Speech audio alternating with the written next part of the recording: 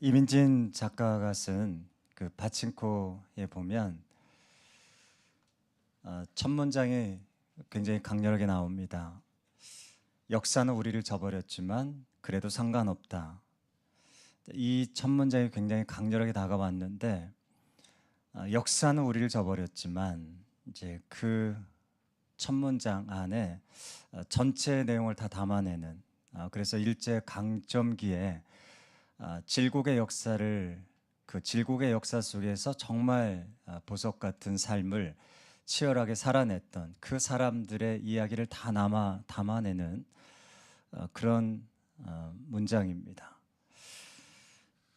일제 강점기 그 조선 사람들에게 여러분 잘 아시는 것처럼 역사는 있었지만 없었죠.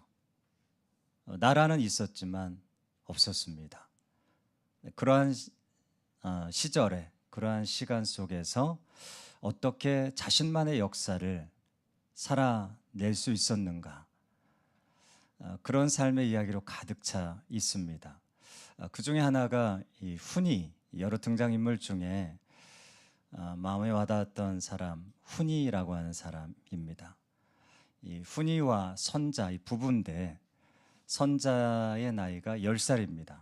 10살 때 결혼했어요. 그러니까 왜 그렇게 조언을 했냐면 일제 강점기 때 여러분이 잘 아는 것처럼 강제로 전쟁터에 끌고 가지 않았습니까? 그래서 굉장히 어린 나이에 결혼을 했죠. 훈이와 이 선자의 이야기.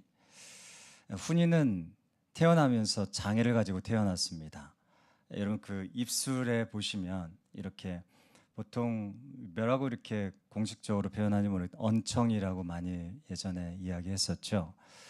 그리고 한쪽 다리가 이렇게 뒤틀린 채로 태어났습니다. 그러니까 걸을 때마다 뒤뚱뒤뚱 하면서 얼굴의 모양이 그렇게 외모의 컴플렉스를 가지고 살아갈 수밖에 없었어요. 선자와 둘이 결혼을 했습니다. 어떻게 보면 가장 약자였죠. 나라도 그랬고 역사도 그랬고 시대도 그랬습니다. 그러한 시간 속에서 어떻게 이 두 사람이 살아냈는지 그 한 토막만 제가 읽어볼게요. 훈이는 딸에게 옥수수 껍질로 인형을 만들어 주었고 사탕을 사줄 돈을 모으려고 담배를 끊었다. 세상에서 훈이만큼 딸을 소중히 여기는 아버지도 드물었다. 훈이는 자식을 웃게 하는 것이 삶의 목표인 사람 같았다. 선자가 13살이 되던 해 겨울에 훈이가 결핵으로 조용히 죽었다. 선자는 장례를 치르면서 슬픔을 가누지 못했다. 다음 날 아침 젊은 과부는 잠자리에서 일어나 평소처럼 일을 시작했다. 별거 아니죠. 아빠 훈이가 매우 딸을 사랑했다. 그것이 삶의 목표인 것처럼 살아냈다. 결핵으로 갑자기 죽었다는 거죠. 근데 그 훈이의 장례를 치르고 나서 13살 선자가 다음날 아침 슬픔을 겨누지 못하는 장례식이 끝나고 나서 바로 그 다음날 평소처럼 일어나서 일을 시작했다. 저는 전율을 느꼈습니다. 어떻게 13살 아이죠. 어떻게 보면 결혼을 했지만 13살 그 꼬마 응석을 부려도 시원치 않을 그 나이의 선자가 아무리 결혼은 했다지만 남편을 잃고 그렇게 자기를 사랑해주고 딸을 사랑해 주었던 그 남편을 잃어버리고 슬픔을 겨누지 못하는 장례식을 치르고 난 다음 날 아침에 일찍 일어나서 평소와 똑같이 일을 시작할 수 있을까? 이것이 선자의 슬픔을 대하는 법, 이것이 선자의 슬픔을 마주하는 법이구나. 이것이 역사는 자기를 저버렸고 삶은 자기를 저버렸지만 자기에게 당한 슬픔을 마주하는 고귀한 삶이구나 라는 것을 생각해 보게 되었어요. 훈이와 선자의 이야기는 그들만의 이야기는 아닙니다. 오늘 여러분과 저의 이야기이기 때문에 제가 읽어드린 거예요. 그 사람들만의 이야기는 아니고요. 오늘 여러분과 저의 이야기고 본문 속에 나오는 안나의 이야기입니다. 이게 다 연결이 돼 있어요. 역사는 그들을 저버렸고 삶은 그들을 저버렸지만 어떻게 그렇게 자기의 빛깔, 아름다운 빛깔을 가지고 자기만의 역사를 만들어가는 고귀한 삶을 살아낼 수 있었을까? 안나도 마찬가지입니다. 오늘 동일하게 오늘 우리에게 묻고 있습니다. 당신은 어떻게 당신만의 아름다운 하나님 앞에서의 믿음의 삶을 살아낼 수 있을 것입니까? 라고 묻고 있는 거죠. 오늘 본문의 삶 가운데 안나가 나오거든요. 안나는 여러분 잘 아시는 그 구약의 사무엘 아시죠? 사무엘의 어머니 한나와 동일한 이름입니다. 히브리식으로 말하면 한나가 되고요. 헬라식으로 말하면 안나가 됩니다. 그 의미가 뭐냐면 은혜 내지는 은총이라는 뜻입니다. 은혜와 은총, 여러분 그 안나의 삶을 한번 들어가 볼게요. 36절 37절 말씀 같이 천천히 한번 읽어보겠습니다. 시작이요. 또 아셀 지파 바누엘의 딸 안나라 하는 선지자가 있어 나이가 매우 많았더라. 그가 결혼한 후 7해 동안 남편과 함께 살다가 과부가 되고 84세가 되었더라. 거기까지요. 안나의 삶을 이렇게 두 절에 걸쳐서 이야기하고 있습니다. 이 두 절의 말씀을 깊이 곱씹어 보면 안나의 84년의 삶을 우리가 좀 이렇게 마음 가운데 다 끌어올 수 있어요. 첫 번째로 안나의 삶을 한번 들여다보면 설명을 한번 근거해서 생각해 보죠. 우리가 훈이와 그리고 선자의 삶 전혀 우리가 알지 못하지만 그냥 이야기 속의 인물이지만 오늘 안나의 삶을 우리가 그렇게 우리의 마음속으로 한번 같이 그려보시겠어요? 첫 번째 안나의 삶에 이야기되는 건 뭘까요? 36절의 말씀 첫 번째가 뭐죠? 나이가 매우 많았다는 겁니다. 나이가 매우 많았더라. 이것을 통해서 우리가 알 수 있는 것들 뭐가 상상이 되세요? 나이가 매우 많았더라. 그냥 많은 것이 아니고 매우 많은 거예요. 이 37절의 말씀 보시면 그 나이가 특정되어 나오죠. 몇 살입니까? 84세입니다. 여러분 그 원문에 보시면 84세인지 84세까지 과부로 살았는지 아니면 84세인지 정확하게 특정할 수는 없어요. 두 가지 해석이 다 가능한데 일단 나이가 매우 많다는 것은 공통점입니다. 여러분 나이가 많다라고 생각할 때 건강이 어떨까요? 지금 84세도 뭐 적은 건 아니죠.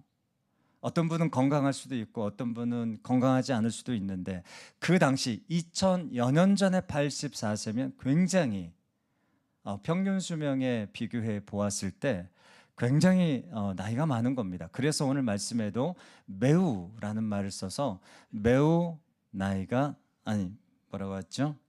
죄송합니다. 네, 나이가 매우 많았더라. 그렇게 표현하고 있지 않습니까? 그러니까 하루하루 살아가면서 굉장히 몸이 무거운 거예요. 건강이 좋지 않을 가능성이 매우 많습니다. 하루하루 고단한 몸을 이끌고 매일의 삶을 살아내야 되는 그런 쉽지 않은 그런 상태인 거죠. 여러분 거기에다가 두 번째는 뭐죠? 이 37절의 말씀 보시면 뭐라고 표현하고 있어요? 과부가 되었다. 이 과부가 되었다는 말 바로 그 전에 결혼한 지 몇 년 만에 과부가 되었냐면 7년. 7년은 남편과 함께 살았다. 그러니까 그 당시에 풍습에 비춰 보면 일찍 결혼했단 말이에요. 아까 제가 처음 서두에서 우리 그 선자 훈이 이야기한 것처럼 굉장히 조언이 보편화된 그 당시에 2000여 년 전의 말이죠. 일찍 어린 나이에 결혼해서 7년간 남편과 함께 살다가 남편이 어쨌든 죽었을 가능성이 많습니다. 그래서 과부가 되었어요. 그러니까 아주 어린 나이에 젊은 나이에 과부가 되었어요. 홀로 되었단 말이에요. 그래서 84세가 되기까지 그렇게 거의 제가 추측해 보면 60여 년의 삶을 과부로 살았을 가능성이 매우 많습니다. 여러분, 과부로 살았다는 것이 어떤 것을 이야기할까요? 경제적으로 우리가 한번 생각해 볼까요? 경제적으로 굉장히 가난했을 가능성이 많습니다. 왜 그랬을 것 같아요? 여러분, 누가복음에 나오는 과부들이 많이 있습니다. 특히 누가복음은 가난하고 과부된 사람, 여성에게 굉장히 많은 관심을 보여줍니다. 여러분, 안나의 이야기는 누가복음에만 나오는 이야기입니다. 그래서 마태, 마가, 요한복음에 안 나와요. 그러니까 가난하고 사회적인 약자, 여성, 이 과부에 된 사람들에게 굉장히 많은 관심과 이야기를 많이 심혈을 기울였습니다. 그러니까 굉장히 경제적으로 가난하다. 84세 노인이다. 여성이다. 굉장히 사회적인 약자이면서 사각지대에 놓여진 그런 사람이라는 것을 우리가 금방 알 수 있어요. 그리고 여러분 생각해 보시면 또 한 가지 감정적으로 어땠을까요? 84세 홀로 이렇게 살아가시면서 어린 나이에 보호할 의지할 수 있는 그런 남편이 없다라고 생각할 때 여러분 감정적으로 해피한 날이 많을까요? 아니면 우울하고 무기력한 날이 많을까요? 저는 생각해 볼 때 안나에게는 슬픔의 날이 더 많았다. 84세 그 기나긴 인생을 살아가면서 웃을 날보다는 눈물 지을 날이 더 많았던 삶을 살았다는 거예요. 이게 안나의 삶이었습니다. 세 번째는 뭘까요? 이때 당시의 상황을 한번 보자는 거죠. 여러분, 이때는 나라가 있었지만 나라가 없었어요. 로마의 속국이었고 완전히 주권을 상실한 마치 일제강점기와 똑같은 나라가 있었으나 이스라엘이라는 나라는 유명무실했던 그런 상황 속에 있었어요. 그러니까 얼마나 이 그 나라 잃은 서러움 가운데 힘든 나날을 보내야 되었겠습니까? 그리고 더 중요한 것이 하나가 있어요. 영적인 가장 어두웠던 칠흑 같은 암흑기였습니다. 말라기, 구약의 마지막 말라기 선지자부터 지금 예수님 오시기 전까지 400년 동안 단 한 명의 선지자도 없었어요. 그래서 여러분 중간기라고 표현하기도 하고 암흑기라고 표현합니다. 400년 동안 단 한마디의 하나님의 일성도 없었어요. 어떻게 해라, 무엇을 약속하마, 어떠한 하나님의 약속도 음성도 하나님의 종도 그림자도 보이지 않았습니다. 하나님의 침묵기. 이 시대가 바로 안나가 살았던 삶의 시대였어요. 그러니까 처음에 이 선자와 훈이의 삶과 굉장히 비슷하죠. 역사가 나를 저버렸지만, 삶이 나를 저버렸지만 그래도 상관없다라고 그 서두에 말했던 것처럼 거의 매우 비슷한 상황입니다. 정말 박복한 인생이지 않습니까? 여러분, 박복하다는 말이 우리 어르신들 말로 말하면 어떤 삶이죠? 참 박복하다 인생이. 팔자가 참 드세다. 우리가 그렇게 우리 어르신들이 많이 표현하지 않습니까? 안나의 삶이 그런 삶이에요, 사실은. 여러분, 이 상황 속에서 안나가 어떤 삶을 선택할까요? 상황은 이래요. 역사는 이래요. 삶은 이래요. 근데 선택은 다릅니다. 안나가 선택한 삶, 그것을 한번 더 깊이 들여다볼게요. 우리 37절 말씀 같이 한번 읽어보겠습니다. 시작요. 과부가 되고 84세가 되었더라. 이 사람이 성전을 떠나지 아니하고 주야로 금식하며 기도함으로 섬기더니. 저는 이 말씀을 많이 묵상해 봤습니다. 이 한 문장, 안나가 선택한 이 84년의 삶을 한 문장으로 이렇게 매듭지어 놨어요. 그래서 여러분, 이 한 문장은 그냥 읽어낼 수 없는 많은 묵상과 고된 집중이 필요한 문장입니다. 그냥 이렇게 쉽게 읽어낼 수 있는 문장이 아니에요. 84년의 박복한 인생을 어떻게 살아냈는지, 어떠한 중심과 태도로 살아냈는지를 한 문장으로 녹여냈기 때문에 이거는 고도의 집중과 고된 노동이 필요한 문장입니다. 제가 한번 다시 한번 읽어볼게요. 과부가 되고 84세가 되었더라. 이 사람이 성전을 떠나지 아니하고, 이겁니다. 과부가 되고 84세가 되었더라. 이 사람이 성전을 떠나지 아니하고. 여러분, 이게 삶의 수사거든요. 84년의 삶의 수사를 이렇게 표현해 놨어요. 보통 여러분은 우리가 현실 속에서 발견하고 또 이렇게 들려지는 삶의 수사는 어떤 것일까? 저는 이렇게 한번 고쳐왔습니다. 과부가 되고 84세가 되었더라. 이 사람이 성전을 떠나가고. 여러분, 이런 삶의 수사가 더 현실적이지 않나요? 피부에 확확 다가오지 않아요? 안 그래요? 과부가 되고 84세가 되었더라. 이 사람이 성전을 떠나지 아니하고. 이게 여러분 우리의 현실 속에서 흔히 볼 수 있는 삶의 내용입니까? 여러분 어떻게 생각하세요? 저는 아니라고 생각합니다. 이거는 굉장히 드물게 우리의 삶 속에서 볼 수 있는 삶의 수사예요. 과부가 되고 84세가 되었더라.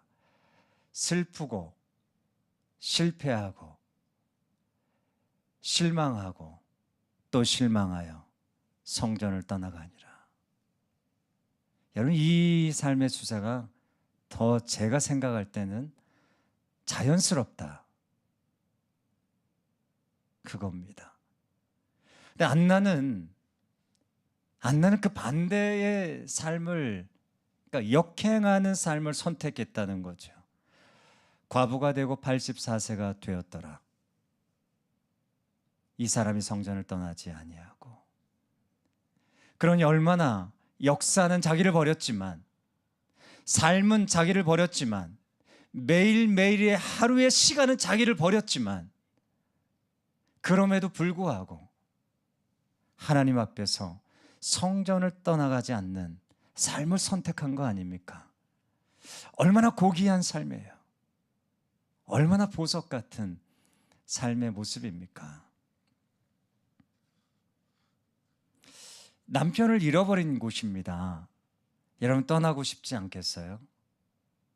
자기에게 굉장히 아픔과 상실감을 안겨준 곳인데 떠나고 싶지 않겠어요?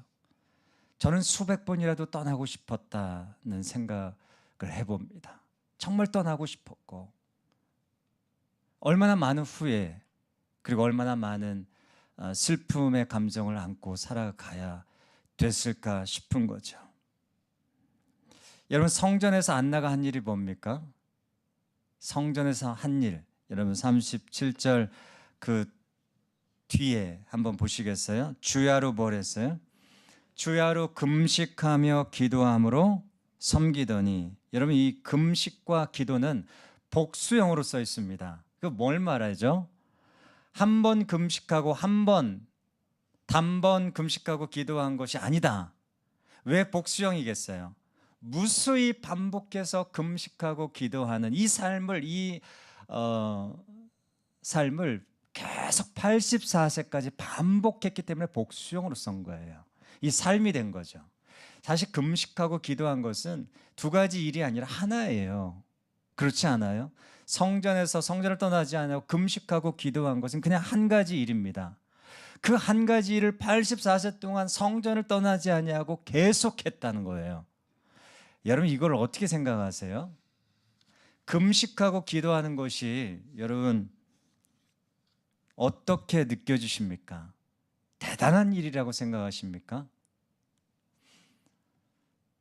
84세까지 한 일이 기도하고 금식하는 거예요. 여러분, 대단한 일을 했다고 생각하세요?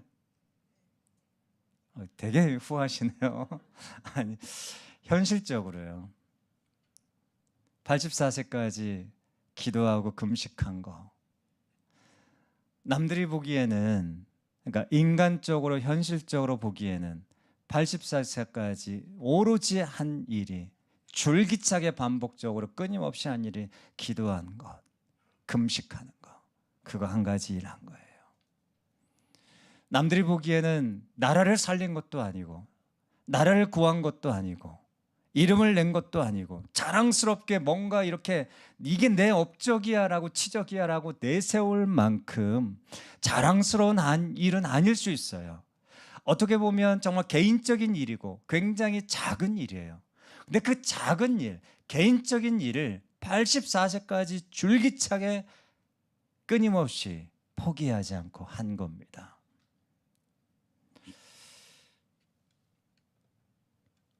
여러분, 과부가 성전을 떠나지 않고 그 기도하고 금식한 일을 한다고 해서 누가 알아줍니까? 누가 안 알아주거든요.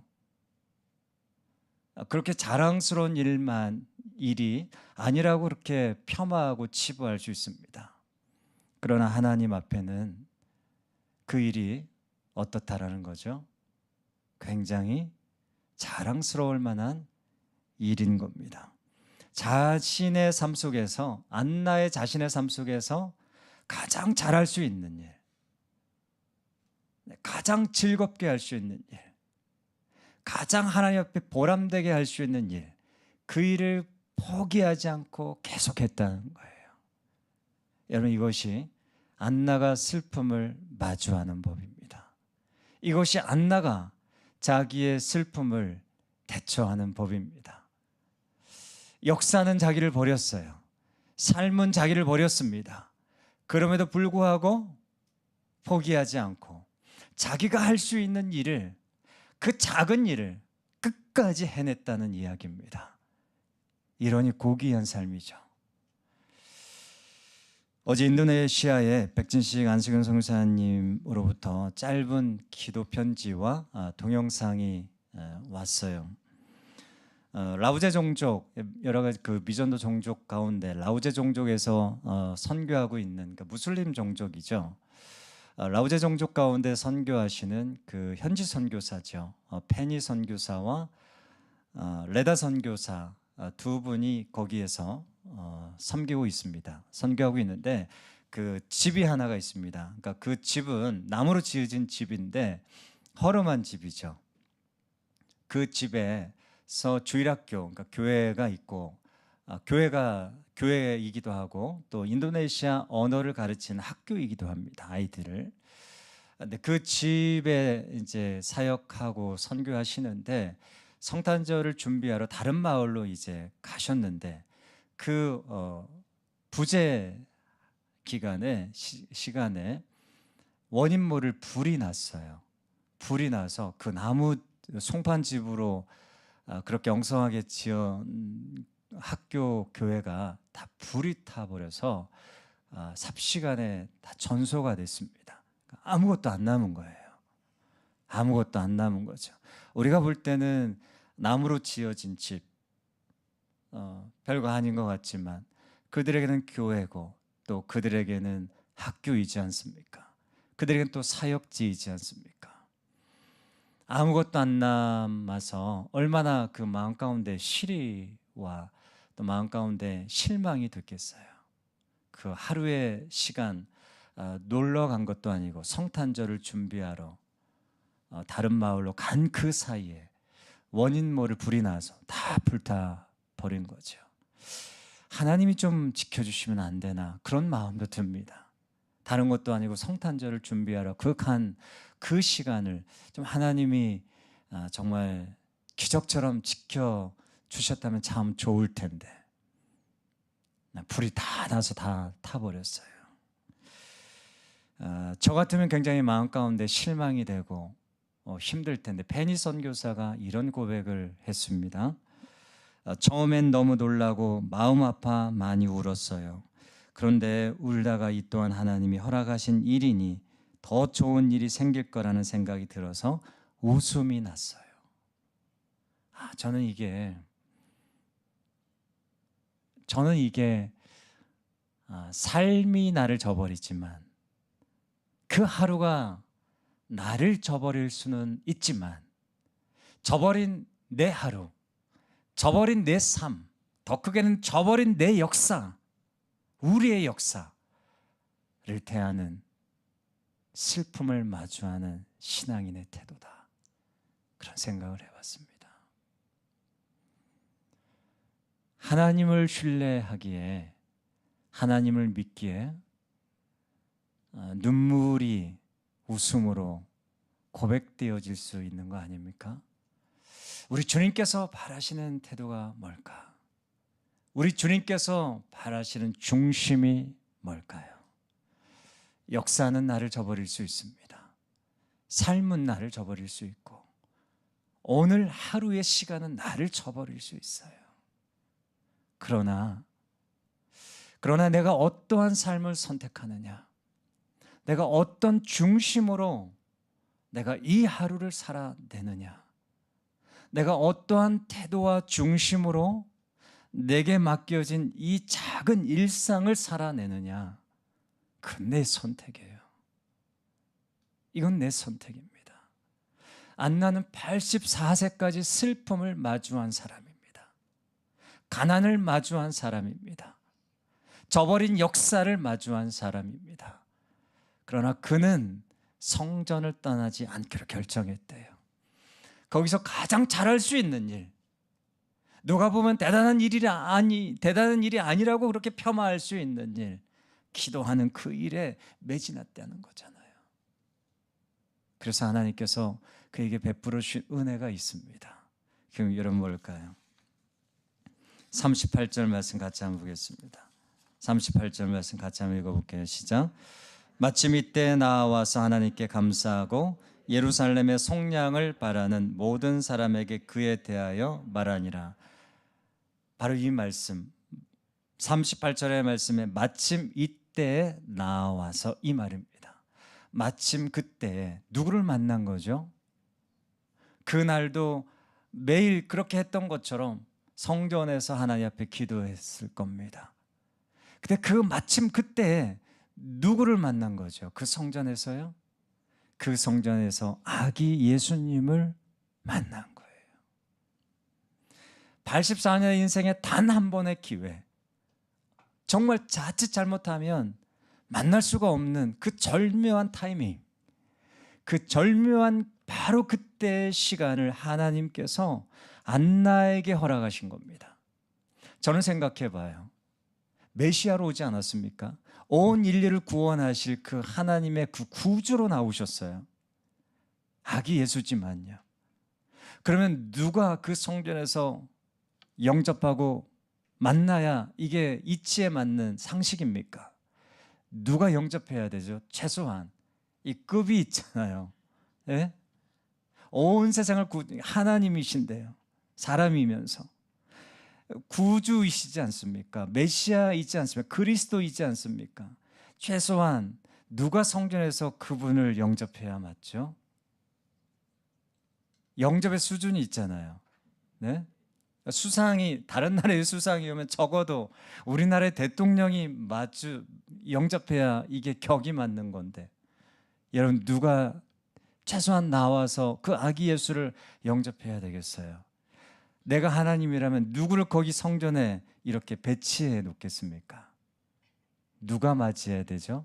적어도 헤롯 왕이 나와서 영접해야 되지 않습니까?